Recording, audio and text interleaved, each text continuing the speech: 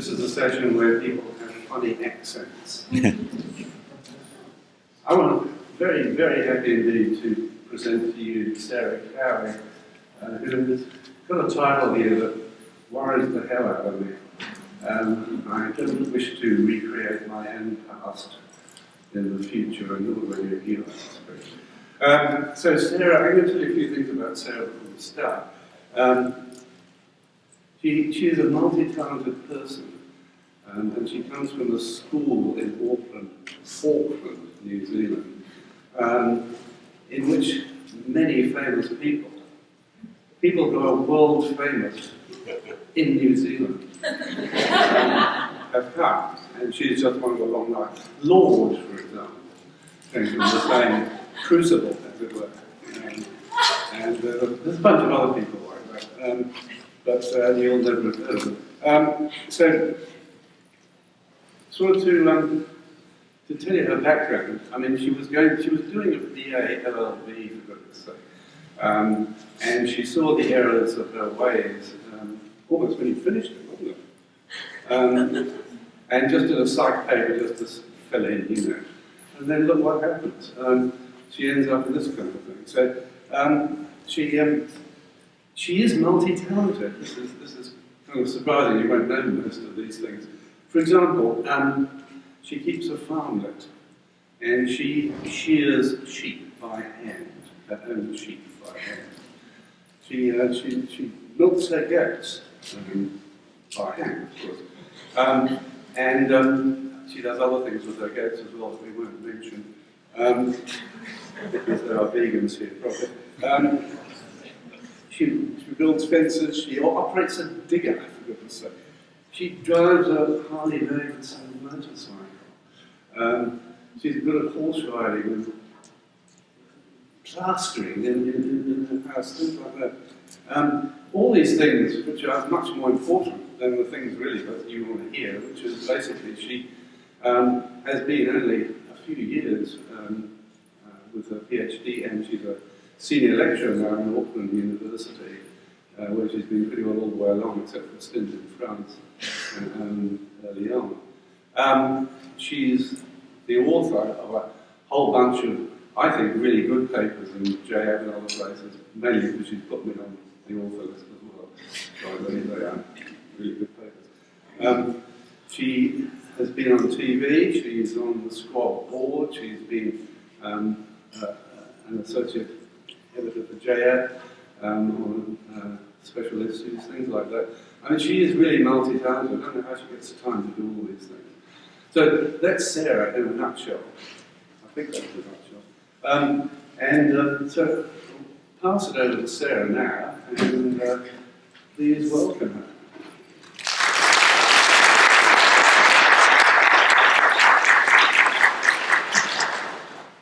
Thank you, and thank you, Michael, for coming today to chair me all the way from New Zealand, out of retirement. So, I want to talk to you today about a different way of understanding how our past contributes to our current behaviour. And I want to start off by talking a little bit about the past, some research that's led us to think that maybe it's necessary to have a different perspective on how the past contributes to our behaviour. And then I want to talk to you a little bit about our present way of thinking, a model for translating past experience into current behaviour, and then, if I get time, because there's always more than one should put in these things, I want to talk briefly about the implications of this different perspective on how our past experience contributes to our behaviour.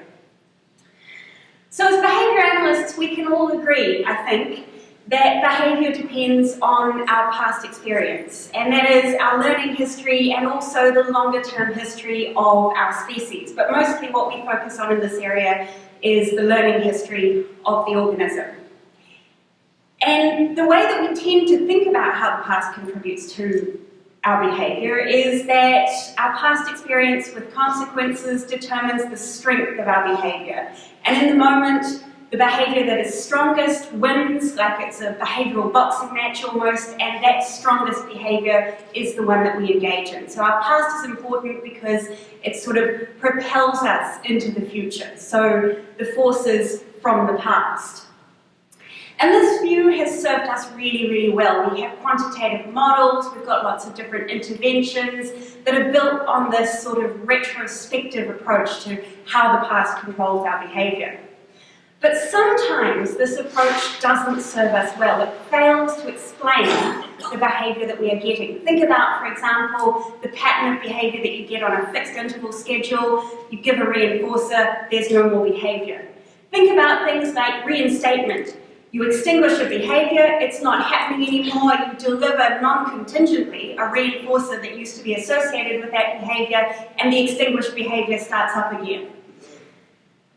And here's a more meaningful example perhaps. These are my nephews, and the one that I want to talk to you about is the one with the curly hair, Lachlan. He's recently started kindergarten, and at kindergarten he wasn't quite toilet trained, so they put him in the toilet training group.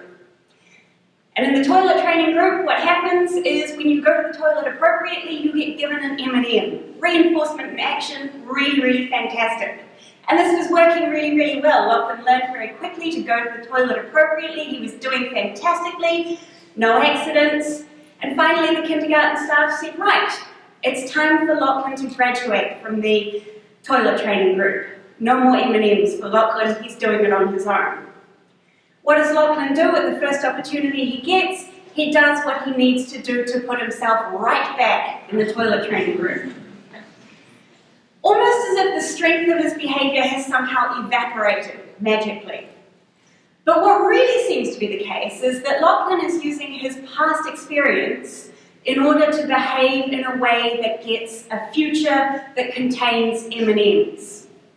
So perhaps our past experience contributes to our behaviour not because it pushes us mechanistically into the future, but because it forms the building blocks of the future. That is, our past experience, the relations that we've learned between events in time and in space, allows us to, if you like, predict the future in similar circumstances. So the past is important because it forms the building blocks of our future, rather than because it pushes us mechanistically into the future. And it's this predicted future that exerts control over our behaviour. So rather than being pushed into the future by our past, we use our past to predict what might be happening in the future, the likely future, and we behave accordingly. Our current disposition orients us toward particular futures, because in any environment there are many possible futures. Our current disposition orients us toward a future that is going to satisfy the needs, the wants, that is going to contain things that satisfy our current disposition. And we behave in the present in a way that effectively chooses the future, that allows us to move on to a future that contains the necessary events that satisfy our current disposition. So, what I'm going to talk to you about today is an approach that uses the past to effectively predict the future, with the idea that control is by this predicted future rather than simply by being pushed into the future by our past. And there's lots of really neat findings in a whole bunch of research in our area that really emphasises the importance of the likely future to the extent that the organism can discriminate that future. Past experience, repeated experience with a systematic environment where things are available in particular stimulus contexts, reinforcers occur at particular locations or particular times. Regularity in the environment like that allows us to predict what events are likely to happen next for which behaviours, and to behave accordingly. And here's a really nice example of control by the future, not from my lab but from somebody else's. In this particular experiment, they were interested in how quickly children would transition between different activities, and they arranged different activities on different mats in the room. They picked activities that were highly preferred. So for this particular child, it was colouring in using crayons, and they also picked activities that were really not preferred at all, and strangely enough, it was playing with Lego for this child, a result that I still can't really reconcile. But what happened was that every time you played with the Lego, you were either on the red or the blue mat. So the red mat and the blue mat are reliably associated with a less preferred activity. Every time you played with the crayons, you were on the green mat or the yellow mat. So the green and the yellow are reliably associated with a highly preferred activity. And when you were asked to transition to a new activity, you knew which colour mat you were going to because that was in the instruction. Therefore, on the basis of your past experience, you knew which activity you were going to be doing in the immediate future. And what they found was that the speed of transition depended not on the activity that they had just been doing, but on the activity that they were going to do. If they were transitioning to a preferred activity, then the transition was really, really rapid. But if they were asked to transition to a less preferred activity, then the transition was slow. There was lots of dawdling. This is a result that I think we can probably all relate to. But the important thing is that it was the likely future, as extrapolated from past experience, that was controlling the behaviour of these kids. What was likely to happen next, rather than what had happened in the immediate past. And the only way that they could get rid of this difference in the speed of transition was to make it so that the stimulus context no longer reliably predicted which activity the kids were going to be engaging in. So half of the time when you showed up at the red mat, you got to play with Lego, half of the time you got to play with crayons. Now there's no way of predicting which activity it is that you're going to be doing when you get to the red mat, and so the transition speeds, there were no more differences because the future was no longer predictable. But when the future is predictable, it's this future that controls behaviour, not the past in a simple mechanistic way. So this is stimulus control, and we're all quite comfortable with stimulus control, and the way that we tend to approach behaviour is to say, well, we've got stimulus control, and in a way that is future-oriented. We learn from our past experience. In this stimulus context, I get reinforcers for standing up and talking to you all, or punishes, depending on how dreadful the talk is. And in other stimulus contexts, different behaviours result in different reinforcers. So my behaviour is controlled by the current context, in a way that is relating to reinforcers that I could potentially get in the future. But we tend to separate out reinforcer control as being something different and separate and retrospective. That is what determines the strength of our behaviour. But in our lab, we've shown in a series of experiments that actually reinforcer control is really the same thing as stimulus control. Reinforcers are stimuli that have current value to the organism, but they too are used as building blocks to predict the likely future rather than altering the strength of behaviour. Here are some ways that we've shown this. In this particular experiment, we were looking at choices made by kids aged 5 to 12. And what the kids were doing was they were choosing between two alternatives. There were two drawers. So opening the left drawer was one behaviour, opening the right drawer was another behaviour. I'm a pigeon person, so all my behaviours look like keys. So we've got one behaviour on the left, one choice on the left, one choice on the right. Either one of these drawers could contain a reinforcer, and it was things like food, toys, valuable items to the kids. So you might open a drawer and you might get a reinforcer in a trial, or you might open the drawer that didn't contain the reinforcer and not get a reinforcer. What's important in this situation, in our particular experiment, is not whether the drawer is on the left or whether the drawer is on the right, but whether or not in the next trial, the child is repeating the behaviour that just got reinforced. So what I'm going to do is define my response alternatives not according to their location, but according to how they locate relative to where the response was that produced the last reinforcer. So you'll see here, in the last trial, the kid got a reinforcer for opening the right drawer, so now the right drawer becomes what I'll call the same alternative. The left drawer, the one that didn't produce the last reinforcer, becomes what I will call the other alternative.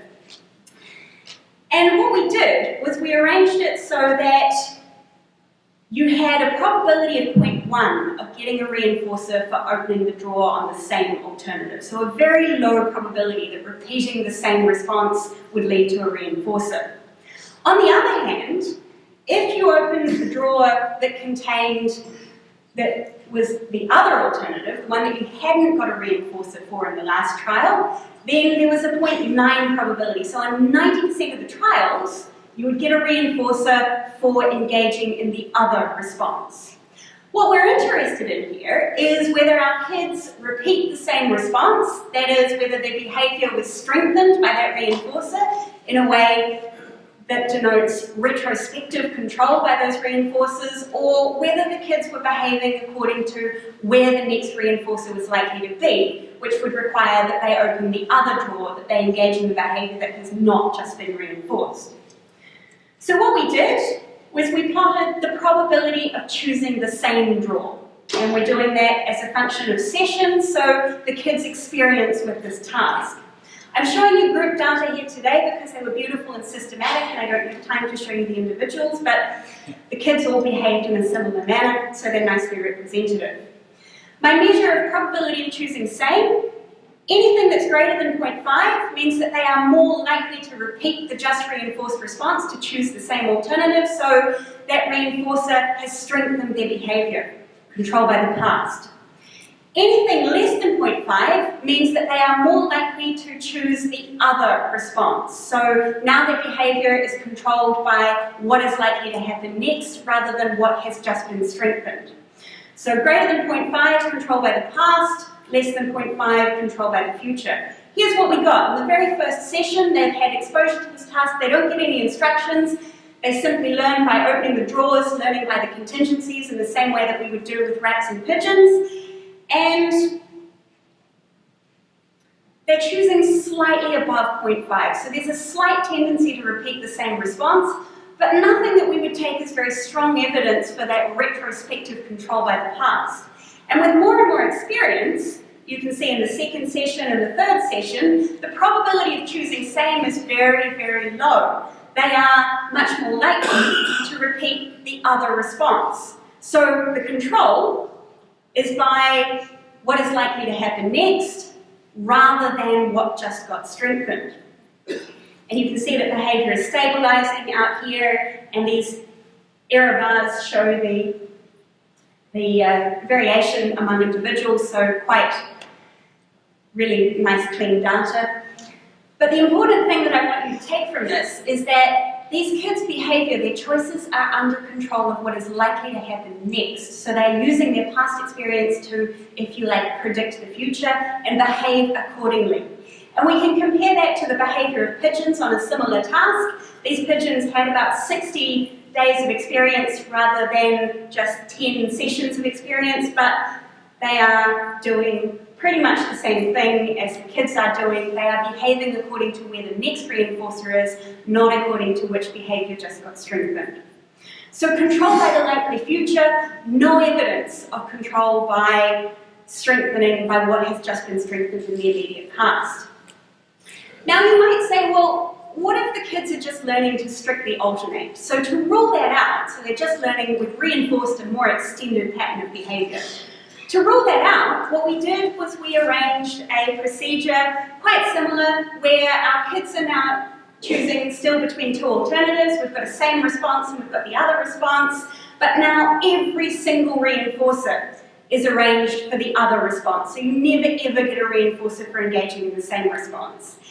So the environment is highly structured, the future should be highly predictable on the basis of your past experience. And again, we're measuring the probability of choosing the same, and you can see these are choices of the group. These are now 3 and 4-year-olds.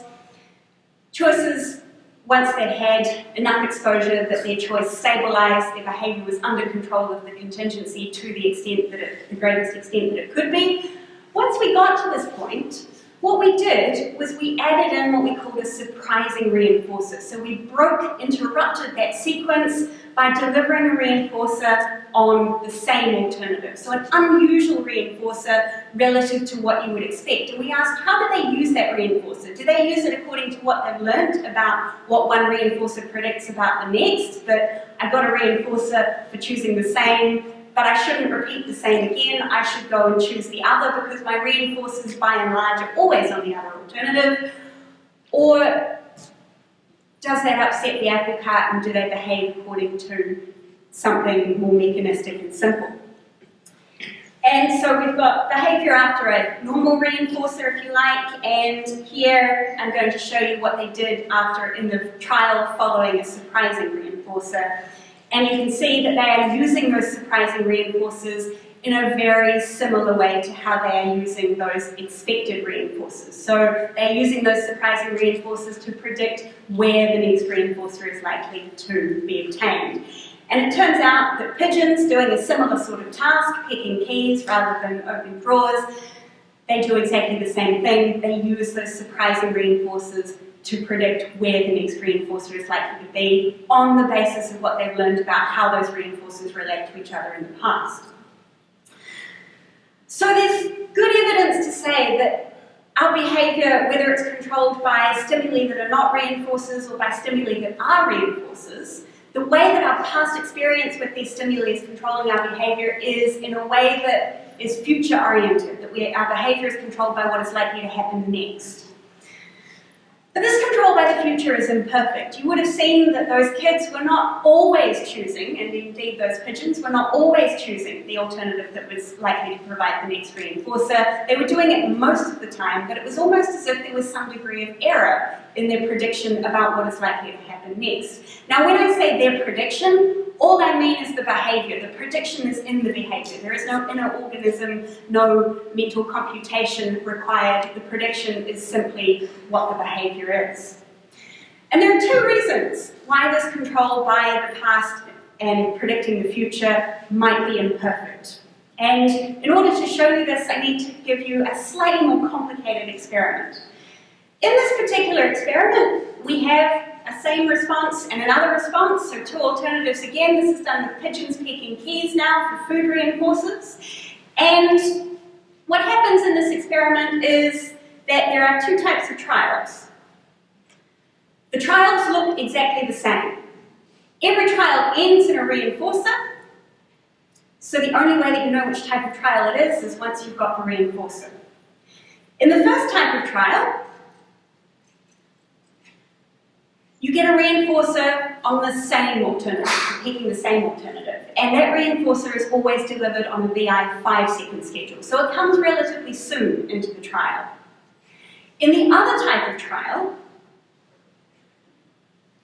the reinforcer is always delivered on the other alternative, and that reinforcer is always delivered on a VI 50-second schedule. So relative to reinforcers on the other alternative, those reinforcers on the same alternative come much later.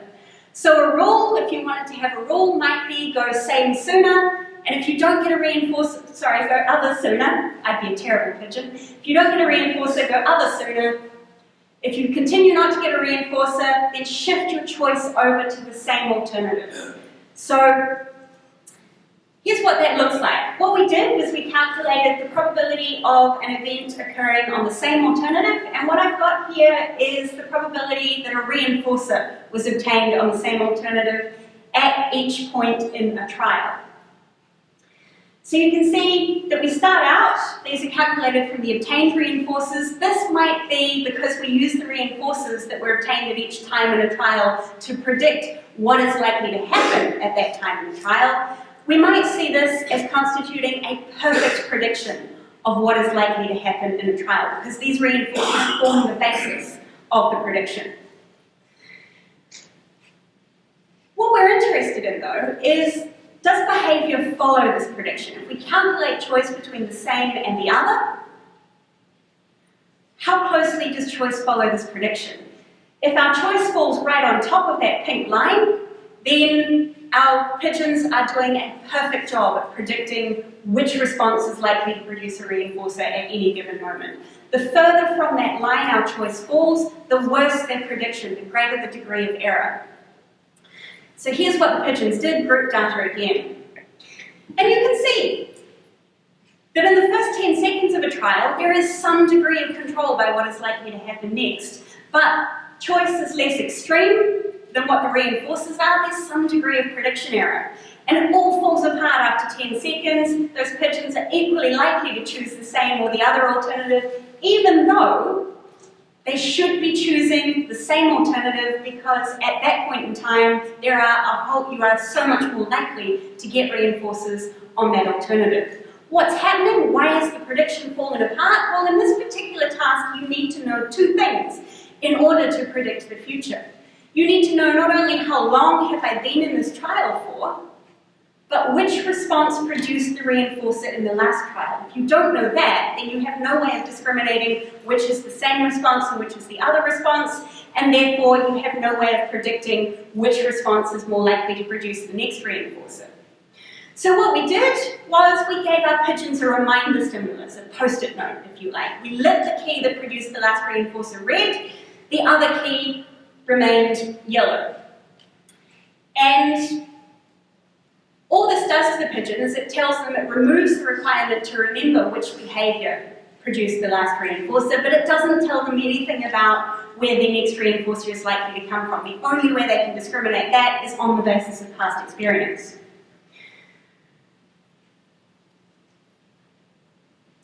Here's what we got when we did that. The yellow line is the behaviour from that condition where we're reminding them which response produced the last reinforcer, and you can see that yellow line now falls really, really closely to where the reinforcers are actually being obtained. There is very accurate prediction about what is likely to happen next, but you will also notice that there are points in time at which the prediction, the behaviour of the animal is still deviating from what perfect prediction would require. And that is, early on, you can see there's a difference between the pink and the yellow lines, and later on in the trial, there's also a difference between the pink and the yellow lines. And what I'm going to suggest to you today is that this prediction error is the result of difficulty discriminating the nature of events as they occur in the present. That is, that these reinforcers in this task, which the pigeons were to use to predict the future, these reinforcers occur at a time and they occur at a location for a response. And if you misdiscriminate either one of those, then as the reinforcer occurs, then you will misdiscriminate the order of events in the environment, the structure of the environment, how reinforcers relate to each other in time and in space.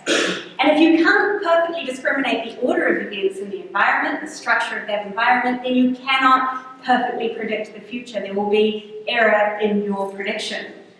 And to a behaviour analyst, what is the opposite of discrimination? It's generalization. So I'm going to suggest to you that generalization is what's causing these prediction errors, and so it's this imperfect discrimination of the order of events that is causing the imperfect prediction. Generalization is key here, because we know that control is by what the animal discriminates, not necessarily by what the experimenter arranges. So if we can apply these generalization processes to the reinforcers that are obtained, we should be able to get some measure of the animal's prediction. That is, we should be able to predict the animal's behaviour. So I'm going to suggest to you today that generalization is key to understanding, predicting and controlling behaviour, which is what we aim to do. So the question is then, can we apply generalization processes to important events in order to predict behaviour? The important events in these tasks are the reinforcers that our subjects are getting. So can we generalize these reinforcers across time and across space to get a prediction of what is likely to happen next that matches the animal's behaviour? Now, every reinforcer is multidimensional, so we might assume that there is generalization across different dimensions of the reinforcer, not just across a single dimension. Reinforcers take place in time, for example, and the relevant time depends on the nature of the task, but in all these tasks that I'm going to talk to you about next, the relevant time is time since the beginning of the trial. So the beginning of the trial is our marker event, the time in a trial at which the reinforcer occurs is important. So, say you get a reinforcer relatively early on in a trial. This reinforcer occurs at a particular time, say 10 seconds, but we know that temporal discrimination is imperfect, so we might suppose that some of the reinforcers that are obtained at 10 seconds generalize to other times. And we know that temporal generalization goes forward in time and it goes backward in time. So we are just as likely to underestimate time as we are to overestimate time. So to model this generalization process, what we might do is we might take the reinforcers that are obtained at each time and we might redistribute them across surrounding times. I'm going to use a normal distribution because it's simple and it works in order to model this generalization process. The other thing we know about time is that our discrimination of time gets worse, generalization increases as the duration to be timed gets longer. So we might suppose that there is more generalization across time for reinforcers that are obtained at later times than there is for reinforcers obtained at earlier times. So we would model that by having the spread of that redistribution function become wider for reinforcers that are obtained at later and later times. And the nice thing about this is that we can describe temporal generalization, the extent of generalization, in terms of a single parameter, the coefficient of variation, which just relates the spread of that distribution to the time at which the reinforcers are obtained. And what we're going to do here is we're going to have our coefficient of variation increase in a way that gives it flexibility so that our temporal generalization can approximate the scalar changes in generalization, which we know are common in timing, but also it can accommodate violations of scalar timing, which we know occur sometimes as well. So we're going to have that generalization process increase according to an ogival function rather than according to a linear function. And that is what that looks like in terms of our mathematical model. The other dimension that reinforcers tend to occur on in our tasks that we arrange is at a location in space for a left response or for a right response. Now, location, just like time, is a continuous variable, but the way that we tend to use location in our tasks makes location into artificial categories rather than that continuous variable. So we would assume that generalization across location works just like generalization across time, but I'm going to show you a special case of the model today which is adapted to understand those situations where we have made location into a discrete category, left versus right, rather than really left and really right. So we might assume that sometimes you get reinforcers for responding on the left alternative and you discriminate those reinforcers to have occurred on the right, that is, you are generalizing from left to right, and then you are just as likely to generalize reinforcers from right to left. So we have a single generalization parameter that we call n, which takes those reinforcers, just a small proportion of the reinforcers obtained from one response and reallocates them to the other response. So as if to say, the pigeon got a reinforcer for responding on left, but it discriminated that that reinforcer was produced by a response on the right key, or the other way around. Now, in order to maintain the integrity that discriminating time is very much like discriminating space, we are also going to have the extent to which reinforcers generalize from one location to the other increase according to an ogival function across time. So we've got, and that's what that looks like there. So what we've got here is two different generalization processes which we're applying to the reinforcers, the events that the organism is going to use in order to discriminate the likely future.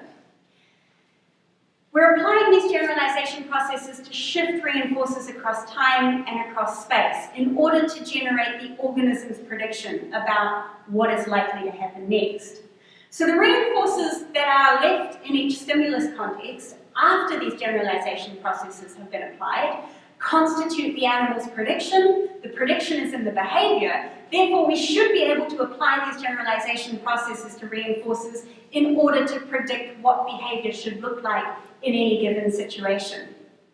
And you'll notice here that we're generalizing events across time, we're generalizing events across space. What this is telling us, if this can describe behavior, is that now and here is somewhat subjective.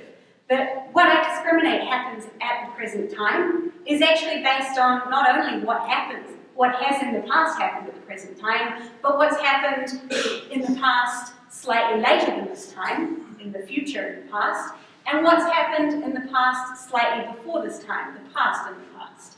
And also what's happened at this location and other locations. So the now is somewhat subjective, but it's what is perceived, what is discriminated, that controls behaviour. So we're going to ask now, can we apply these generalisation processes in order to describe behaviour? And this is what the model looks like in its entirety in a mathematical form, if you're that way inclined. Which, 10 o'clock on a Saturday morning, I don't think anyone is really. So what we're going to do is I'm going to take some data and we're going to apply these generalisation processes to the reinforcers that have been obtained. We're going to shift them across time, we're going to shift them across space, and we're going to see if we can use those generalised reinforcers to predict the animal's behaviour. So here's a nice, simple, well, relatively simple task where it's typically used to investigate timing, the free operant psychophysical procedure. And what you have in this task is you've got two response alternatives, a left key and a right key if you're using pigeons. And one of these, you've got a series of trials. In the first half of a trial, one of these keys, say the left key, arranges reinforcers on a VI schedule. The other key never ever arranges reinforcers in that first half of the trial, extinction. Halfway through a trial, the contingencies reverse, so now the key that used to arrange reinforcers in the first half of the trial is on extinction, the key that used to be on extinction is arranging reinforcers on a VI schedule. If we count up the number of reinforcers that are obtained on each key, the left key and the right key, we get something a bit like this. And what we're going to do is we're going to apply our generalization processes to these reinforcers, shift them across time and space, and see if we can then use those generalized reinforcers to predict the animal's behavior. So first off, let's apply generalization across location, shift some reinforcers from the left to the right and some from the right to the left. That's what that does to those reinforcers that were obtained. Next generalization process that we're going to apply, we're going to shift the reinforcers across time. We're going to take the reinforcers obtained at each point in time, and we're going to redistribute them across surrounding times according to that normal distribution. And that's what that does to the reinforcers. So now we've applied our two generalization processes, we should be able to take these reinforcers and use them to predict choice. Since it's choice, what we'll do is we'll take the number of reinforcers that were obtained in each time bin, we'll calculate the log ratio of those reinforcers that will give us a measure of choice. So we take the reinforcers in the first time bin, calculate the log ratio, and that gives us this data point here. That is what our model predicts the animal should be doing in the first second of the trial. That is, if you like, what our model predicts that the animal's prediction about what is likely to happen in that first second of the trial is. And so on and so forth, reinforcers obtained in the second time bin. For each time bin, this function here, in purple, is what our model says the animal should be doing, what our model says the animal is predicting on the basis of what it discriminated it has obtained at each of these times, at each of these locations. How do we test this out? We want to compare what the model says the animal should be doing with what the animal is actually doing. The closer the choice function of the actual animal is to what our model says it should be, the better the job the model is doing of predicting the behaviour.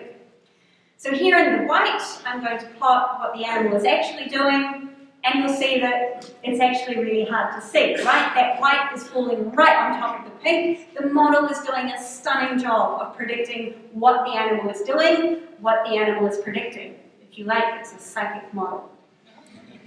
99.7% of variance in the data accounted for, it is doing a really, really good job. But there's no point in having a model that accounts for behaviour in just one single situation. We want this model to be able to describe behaviour across a range of different situations.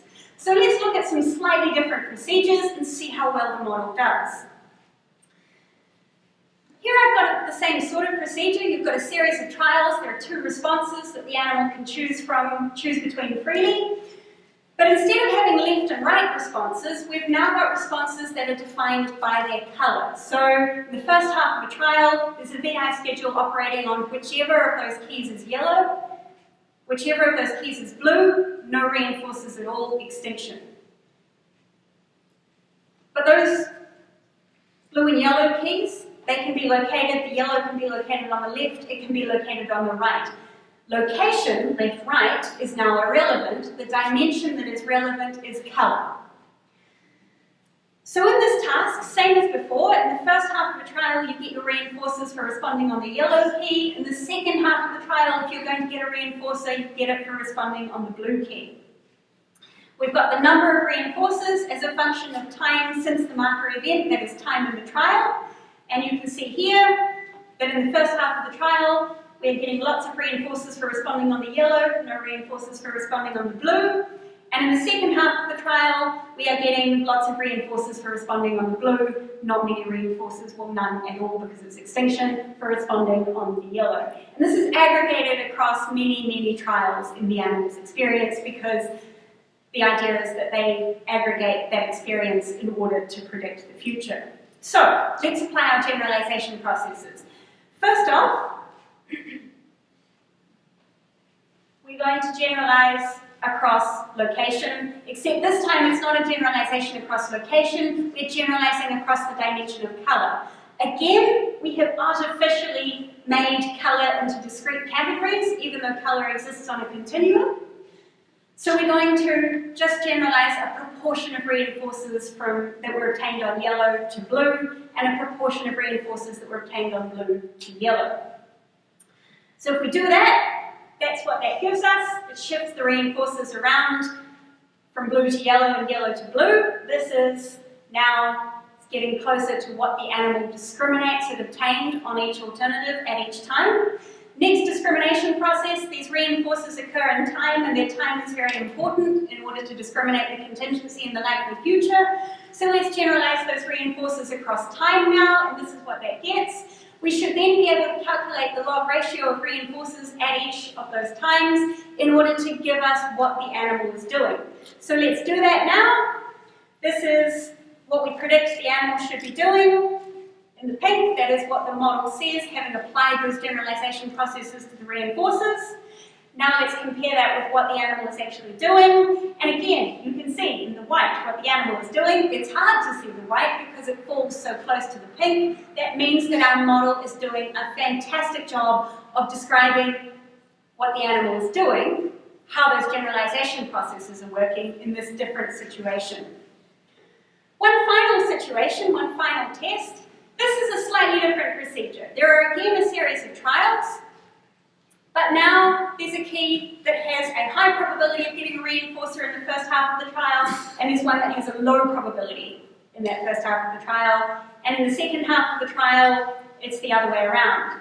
These keys are defined by their flash duration, how rapidly they are flashing between red and green, rather than by their colour or their location. So we have a different dimension across which we're going to generalise the dimension of flash duration. So, there are our reinforcers. Let's apply our generalization processes. Generalize across space, generalize across flash duration, generalize across time, and here you can see purple what we predict, white what the animal is doing, counting for 96% of variance in the data. Really, really fantastic. We are using these generalization processes to predict what the animal is doing in a bunch of different situations. Now the cool thing about this particular model is that it has separate parameters that denote separate generalization processes. So what we have are two separate but conceptually similar dynamic generalization processes, and what we have is a method of looking at performance in a task and working out, estimating where the generalization is occurring, and therefore what it is. Is it generalization across time? Is it generalization across location or some other dimension that is causing the animal's behaviour to deviate from what it should be doing according to where the reinforcers actually are? So generalization may be the key to understanding behaviour, and not just behaviour of typically developing organisms, but behaviour that we tend to think of as abnormal. We know that there is some deficit in understanding in control by the future that's associated with certain psychological impairments, depression, schizophrenia, things like that. We also know that aging, general normal aging, is associated with deficits in thinking about imagining the future. It is possible that some degree of these deficits relates to generalization across different dimensions of events as they occur in the present. And here we have a model that allows us to find out which generalization, which dimension is causing the difficulty, and therefore a way of addressing some of those difficulties. And there are also patterns of behaviour, certain populations who behave in a way that suggests over-selective control by particular elements of the past, or behaviour that is so random that it appears not to be controlled by the contingency. But this too may be the result of generalization across dimensions of events as they occur in the present. So generalization may well be the key to understanding behaviour. This model is a prospective control model, but it is a prospective control model that does not require an inner organism. We are taking events that have occurred in the past, and we are applying simple behavioural processes to those events. In that model, there is no space for an inner organism. There is no requirement for something in the brain to compute it, for an area for an active computation. Who knows, maybe there is an area in the brain that computes these sorts of things, but that's not our job as behaviour analysts. That's the job for somebody like a neuroscientist. We are simply interested in how these behavioural processes contribute to what the organism is doing. So prospection without the active organism. We're describing complex behaviour as the result of a simple system. We're taking events that actually occurred in the past, we're applying behavioural processes, generalization, in order to predict what the animal is likely to do. So it's controlled by events that have occurred, not controlled by events that may not ever occur, that have not yet occurred. So what I want to leave you with today is the idea that to behave in the present is not to be driven mechanistically by our past, but to behave in the present is to choose the future. That is, we use our past experience to discriminate the future, and we choose our actions in the present according to what our current environmental conditions suggest about the likely future, and also according to what our dispositions are. So if I am a hungry organism, and I see signposts, discriminative stimuli in my environment that point to a future with food, then I will behave according to what those signposts tell me will get me to that future with food. If, on the other hand, I'm coming back from an all-you-can-eat buffet and I see those signposts are very unlikely to exert any control over my behaviour. My disposition is different.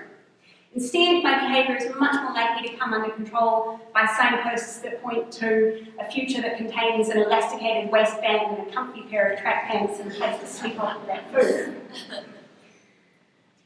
So our behaviour in the present is under control of what we predict the likely future will hold as extrapolated from the past. And this depends on the organism's affordances, how well it can discriminate events in time and space across other relevant dimensions as they occur, and dispositions, which orient the organism toward different signposts, different futures in the environment. So I want to leave you with one thing, which, if I thought about it earlier, would actually have been the title of this talk, but as always happens, I didn't. Prospective control may well be the way of the future. Thank you.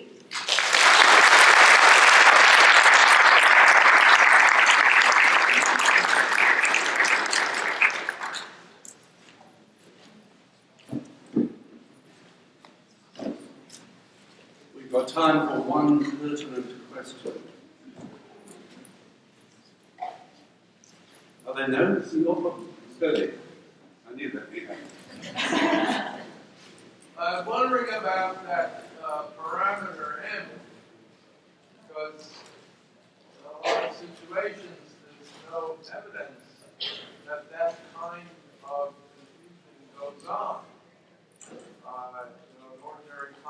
schedule. So I'm wondering, what you see as the basis for putting in that parameter, and whether it's actually necessary. Thanks. So I think it is necessary.